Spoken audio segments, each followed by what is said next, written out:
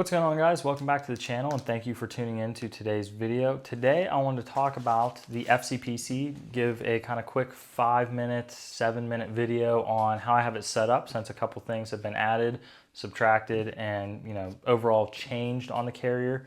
But before we get into that, I want to talk a little bit about the Keystone Dynamic Solutions core pistol rifle class that I just came back from this past weekend.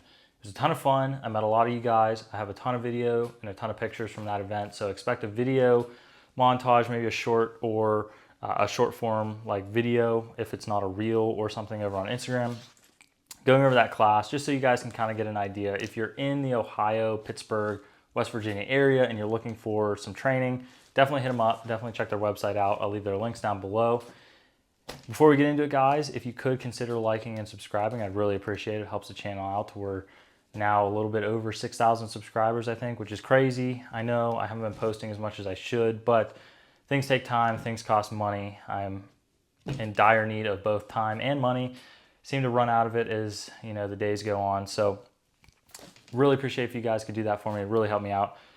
Go holler over on the Instagram if you have any questions or comments that you want to talk about over there, or send me ideas that you have for new videos. I love hearing that. I'd love to bring you guys what you want to see. But let's jump into it and talk about the changes on the FCPC. All right, so up front, the tear flap has not changed since the AVS that I had before this.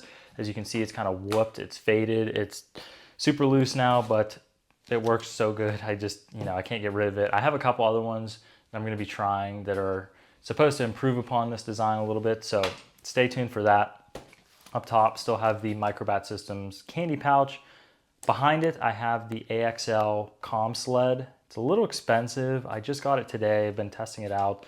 It's like 80, 90 bucks for a piece of like curved Tegris material just to hold your push to talk. So I don't know, rubber bands can kind of do the same thing, but I liked it because it was so sturdy and I am very impressed with it.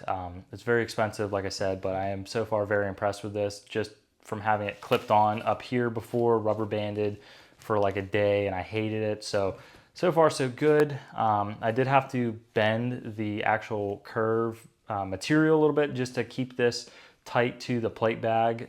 It's supposed to be worn a little bit farther out. I shifted everything over just because I don't like stuff like hanging off the side here. So I bent it, like I said, to keep it tight to the front plate bag. I do believe this is a Nexus U94 PTT. I think that's what it's called. I like this one more than the big Peltor one, so I grabbed this one to work with the 152. And talking about the comm setup a little bit, the 152 is in a Dynamic Principles radio pouch.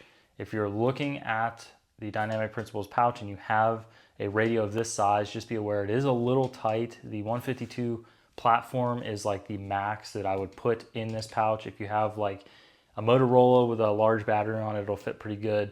A Baofeng with a large battery might be a little small just because they are such a small radio. Or if you have a wave relay and you're big balling like that, this pouch like fits that thing like perfectly.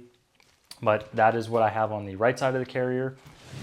On the left side of the carrier, I have the Dynamic Principles Sock P Dagger wing with the Benchmade Sock P.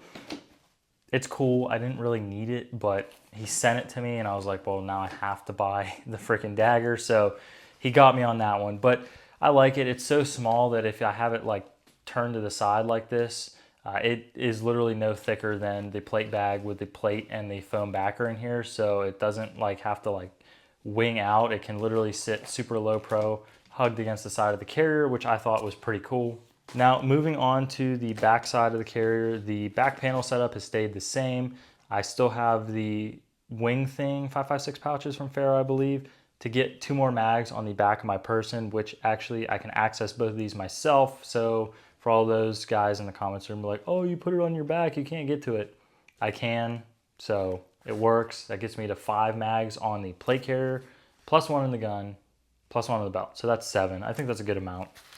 On the back here, I have the antenna for the 152 rerouted through the cummerbund, behind the back panel, through some of the molly, and then elasticed on with the tubes for, I believe, like your hydro if you're running like a camelback on this thing, just to keep it, in place so it's not getting bent and, cranked over to the side and getting caught on stuff. So it kind of stays in line with the shoulder pads. The only thing that kind of gets in the way is like a sling, but for the most part, it works relatively well. On the back right side of the carrier here, I have the Dynamic Principles micro bang pouches. These fit the tag-in pyrotechnic like distraction devices very, very well. I believe he did change these though a little bit to have a longer top strap because the tag-ins kind of maxed out this. They were initially, designed for the CTS micro bangs. I told him that the new tag-ins don't really fit in these because the old tag-ins were much larger, now they're much smaller.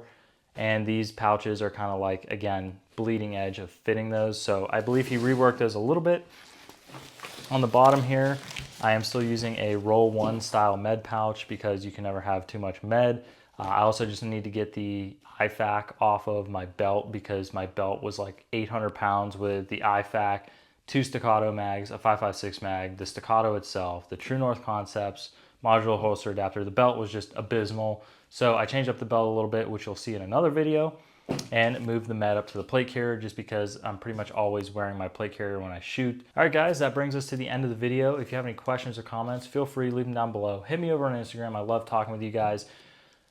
As I build out kind of my kit in the FCPC and start changing things, I wanted to keep this channel kind of relative to you guys. So if you have, say, a limited budget and you are thinking about getting an FCPC or this placard, you know, and you're concerned that it might not be right for you, I love talking with you guys because I've owned so much of this stuff. I want to point you in the right direction. That's what I kind of made this channel for in the beginning, and I want to stay true to that. So hopefully this video helps some of you, or at least one of you. That's my goal at the end of the day. But guys, I don't want to make this too long. Hopefully this is like 5-7 minutes. If you have any questions, comments, like I said, leave them down below. And with all that being said, guys, I'll catch you in the next one.